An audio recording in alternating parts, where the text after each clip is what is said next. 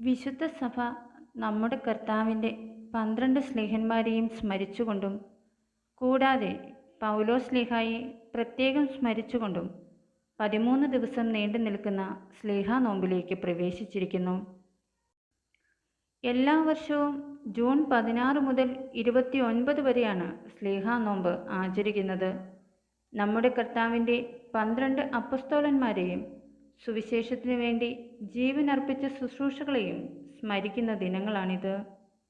എല്ലാവർക്കും അനുഗ്രഹപ്രദമായ ഒരു നോമ്പുകാലം ആശംസിക്കുന്നു. വിശുദ്ധ സ്ലീഹന്മാരുടെ പ്രാർത്ഥന നമുക്ക് കോട്ടയായിരിക്കട്ടെ. ഇന്ന് ജൂൺ 18. വിശുദ്ധ യാക്കോബ് സ്ലീഹായെ നമുക്ക് സ്മരിക്കാം. യേശുവിൻ്റെ ശിഷ്യന്മാരിൽ യാക്കോബ് എന്നു പേരുള്ള 2 പേരുണ്ടായിരുന്നു. എന്നാൽ സെബദിയുടെ പുത്രനും യോഹന്നാൻ്റെ സഹോദരനുമായ യാക്കോബായിരുന്നു അവരിൽ പ്രമുഖൻ. യേശുവിൻ്റെ ബന്ധു കൂടിയായിരുന്നു യാക്കോബ്. ക്രിസ്തു ജെയ്റോസിൻ്റെ മകളെ ഉയർപ്പിച്ചപ്പോഴും താബോർ മലയിൽ രൂപാന്തരപ്പെട്ടപ്പോഴും ഗത്സമനിൽ പീഡ അനുഭവിക്കപ്പെട്ടപ്പോഴും പത്രോസ്, യോഹന്നാൻ എന്നിവരോടുകൂടി ക്രിസ്തുവിൻ്റെ അടുക്കലിരിക്കുവാനുള്ള മഹാഭാഗ്യം ലഭിച്ചയാളാണ് വിശുദ്ധ യാക്കോബ്. വിശുദ്ധ യാക്കോബിനെയും സഹോദരൻ യോഹന്നാനെയും ഇടിമുഴക്കത്തിൻ്റെ പുത്രന്മാർ എന്നാണ് വിളിച്ചിരുന്നത്. യാക്കോബിൻ്റെ മാതാപിതാക്കളുടെ പേര് സെബദി എന്നും സലോമി എന്നുമായിരുന്നു. മത്സ്യത്തൊഴിലാളിയായിരുന്നു സെബദി. പത്രോസ് സ്ലീഹായും സെബദിയും ഒന്നിച്ച് മത്സ്യബന്ധനം നടത്തി പോരുകയായിരുന്നുവെന്നാണ് കരുതപ്പെടുന്നത്. പൂർവ്വപിതാക്കന്മാർ എഴുതിയിരിക്കുന്ന പല രേഖകളിലും കാണുന്നത് സെബദി ഒരു സമ്പന്നനായ മനുഷ്യനായിരുന്നുവെന്നാണ്. സെബദിക്ക് സ്വന്തമായി ഉണ്ടായിരുന്ന വഞ്ചിയിലാണ് പത്രോസും മീൻ പിടിക്കാൻ പോയിരുന്നത്. യാക്കോബിൻ്റെ അമ്മയായ സലോമി പരിശുദ്ധ കന്യകാമറിയത്തിൻ്റെ സഹോദരിയായിരുന്നുവെന്നും കണക്കാക്കപ്പെടുന്നു. യേശുവിൻ്റെ മറ്റൊരു ശിഷ്യനും പ്രായത്തിൽ ഇളയവനുമായിരുന്ന യൂദാസ് തദ്ദേവൂസിൻ്റെ അച്ഛനായിരുന്നു വലിയ യാക്കോബ് എന്നും ഒരു വാദമുണ്ട്. ഇത് ശരിയെങ്കിൽ യേശുവിൻ്റെ ശിഷ്യനാകുമ്പോൾ യാക്കോബിന് 40-നടുത്ത് പ്രായമുണ്ടായിരുന്നിരിക്കണം. യേശു പല അത്ഭുതങ്ങളും പ്രവർത്തിച്ചപ്പോൾ യാക്കോബ് അവിടുത്തോടൊപ്പം ഉണ്ടായിരുന്നുവെന്ന് സുവിശേഷങ്ങളിൽ കാണാം. യേശുവിനെ യഹൂദന്മാർ തടവിലാക്കുന്നതിന് മുൻപ് ഗെത്സമേൻ തോട്ടത്തിൽ അവിടുന്ന് പ്രാർത്ഥനയ്ക്കായി എത്തിയപ്പോഴും യാക്കോബ് ഉണ്ടായിരുന്നു. എന്നാൽ യേശുവിനെ തടവിലാക്കിയ ശേഷമുള്ള സന്ദർഭങ്ങളിൽ യാക്കോബിനെ കാണാനില്ല. സെബദീപുത്രന്മാരുടെ അമ്മയായ സലോമിയും മകൻ യോഹന്നാനും ഉണ്ടായിരുന്നുവെന്ന് ബൈബിളിൽ പറയുന്നുണ്ട്. എന്നാൽ മറ്റു ശിഷ്യന്മാരെ പോലെ യാക്കോബ് ഓടിയൊളിച്ചു. പിന്നീട് യേശുവിൻ്റെ സ്വർഗാരോഹണത്തിന് ശേഷം പന്തക്കുസ്താ ദിനത്തിലാണ് യാക്കോബിനെ വീണ്ടും ശിഷ്യന്മാർക്കൊപ്പം കാണുന്നത്. യഹൂദന്മാരെ പേടിച്ച് ഓടിയൊളിച്ച യാക്കോബ് പരിശുദ്ധാത്മാവിനെ സ്വീകരിക്കുന്നതോടെ ശക്തി പ്രാപിച്ചു. മറ്റു ശിഷ്യന്മാരെ പോലെ നിരവധി സ്ഥലങ്ങളിൽ അദ്ദേഹം പ്രേക്ഷിത പ്രവർത്തനം നടത്തി. സമറിയ, സ്പെയിൻ, യൂദയ തുടങ്ങിയ സ്ഥലങ്ങളിലായിരുന്നു അദ്ദേഹം സുവിശേഷം പ്രസംഗിച്ചിരുന്നത്. സ്പെയിനിൽ സുവിശേഷ പ്രസംഗം നടത്തിയപ്പോൾ വളരെ ചെറിയൊരു വിഭാഗത്തെ മാത്രമേ യാക്കോബിന് യേശുവിൻ്റെ വഴിയെ കൊണ്ടുവരാൻ കഴിഞ്ഞുള്ളൂ. ഇതിൽ ദുഃഖിതനായിരുന്ന യാക്കോബിൻ്റെ മുൻപിൽ പരിശുദ്ധ കന്യകാമറിയം പ്രത്യക്ഷപ്പെടുകയും മാതാവിൻ്റെ നിർദ്ദേശപ്രകാരം അവിടെ ഒരു ദേവാലയം പണിയുകയുമായിരുന്നു. നിരവധി അത്ഭുത പ്രവൃത്തികളും യാക്കോബ് സ്ലീഹായുടെ പേരിൽ അറിയപ്പെടുന്നുണ്ട്. 5 ആഴ്ച മുൻപ് മരിച്ച ഒരു ബാലനെ യാക്കോബ് സ്ലീഹ ഉയർപ്പിച്ചു. എന്നാൽ ഈ സംഭവം കേട്ടപ്പോൾ ആ ബാലൻ്റെ പിതാവ് പോലും പരിഹസിച്ചു. താൻ കഴിച്ചുകൊണ്ടിരുന്ന പക്ഷിയിറച്ചി നോക്കി അയാൾ പറഞ്ഞു, മരിച്ചുപോയ എൻ്റെ മകൻ ജീവിച്ചു എന്ന് കേൾക്കുന്നതും ഞാനിപ്പോൾ കഴിക്കുന്ന പക്ഷിക്ക് ജീവൻ വയ്ക്കുന്നതും ഒരുപോലെയാണ്. അയാൾ ഇത് പറഞ്ഞു കഴിഞ്ഞതും പാത്രത്തിൽ കിടന്ന പക്ഷിക്ക് ജീവൻ വയ്ക്കുകയും അത് പറന്നു പോവുകയും ചെയ്തു. യേശുവിൻ്റെ ശിഷ്യന്മാരിൽ ഏറ്റവും ആദ്യം രക്തസാക്ഷിത്വം വരിച്ചതും യാക്കോബായിരുന്നു.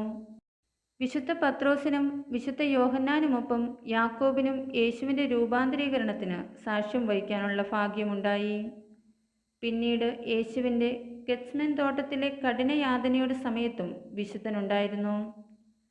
ഹേറോദാസ് അഗ്രിപ്പായുടെ ഉത്തരവനുസരിച്ച് 43 ജെറുസലേമിൽ വെച്ച് വിശുദ്ധനെ തലയറുത്ത് കൊലപ്പെടുത്തുകയാണുണ്ടായത്. ഈ വിശുദ്ധൻ്റെ തിരുശേഷിപ്പുകൾ തങ്ങളുടെ പക്കലുണ്ട് എന്ന് 9-ാം നൂറ്റാണ്ട് മുതൽ സ്പെയിൻ അവകാശപ്പെട്ടിരുന്നു.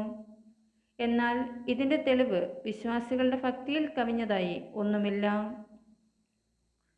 മധ്യകാലഘട്ടത്തിൽ കോമ്പോസ്റ്റെല്ലയിലെ വിശുദ്ധ യാക്കോബിൻ്റെ ദേവാലയത്തിലേക്ക് തീർത്ഥാടകരുടെ ഒഴുക്കായിരുന്നു. വിശുദ്ധ നാട് കഴിഞ്ഞാൽ ക്രിസ്തീയ ലോകത്ത് ഏറ്റവും കൂടുതൽ പ്രസിദ്ധവും തീർത്ഥാടകർ എത്തിയിരുന്നതും ഇവിടെയായിരുന്നു. കോമ്പോസ്റ്റെല്ലയിലേക്കുള്ള തീർത്ഥാടനത്തിനുള്ള പാതകളുടെ ഒരു ശൃംഖല തന്നെ യൂറോപ്പിൽ സൃഷ്ടിക്കപ്പെട്ടു. നിരവധി ദേവാലയങ്ങളെയും തീർത്ഥാടക കേന്ദ്രങ്ങളെയും ബന്ധിപ്പിച്ചുകൊണ്ടുള്ളതായിരുന്നു ആ പാത. അവയിൽ ചിലത് ഇപ്പോഴും ഉണ്ട്.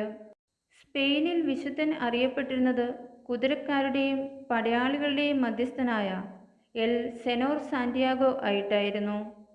സ്പെയിനിലെ സാന്റിയാഗോ ഡെ കോമ്പാസ്റ്റെല്ലയിലുള്ള വിശുദ്ധ യാക്കോബിൻ്റെ പ്രസിദ്ധമായ ദേവാലയം നൂറ്റാണ്ടുകളോളം ഒരു പ്രസിദ്ധ തീർത്ഥാടന കേന്ദ്രമായിരുന്നു. വലിയ യാക്കോബും അദ്ദേഹത്തിൻ്റെ സഹോദരനായിരുന്ന വിശുദ്ധ യോഹന്നാനും പത്രിയോസ്, അന്ത്രയോസ് എന്നീ സഹോദരന്മാരുമായി ആഴമായ സൗഹൃദമുണ്ടായിരുന്നു. ഗലീലി നദിയുടെ വടക്കൻ തീരപ്രദേശത്തുള്ള ബെത്സയിദായിലായിരുന്നു ഇവർ താമസിച്ചിരുന്നത്. വിശുദ്ധ യാക്കോബ് യേശുവിനെ ആദ്യമായി കണ്ടത് എവിടെയായിരുന്നുവെന്നും എപ്രകാരമായിരുന്നു എന്നീ കാര്യങ്ങളൊന്നും കൃത്യമായി നമുക്കറിവില്ല. എന്നാൽ ഒരു പഴയ ഐതിഹ്യമനുസരിച്ച് യേശുവിൻ്റെ അമ്മയായ മറിയത്തിൻ്റെ സഹോദരിയായിരുന്നു വിശുദ്ധ യാക്കോബിൻ്റെ അമ്മയായ സലോമി. ആയതിനാൽ വിശുദ്ധ യാക്കോബിന് യേശുവിനെ ചെറുപ്പം മുതലേ അറിയുമെന്ന് അനുമാനിക്കുന്നു.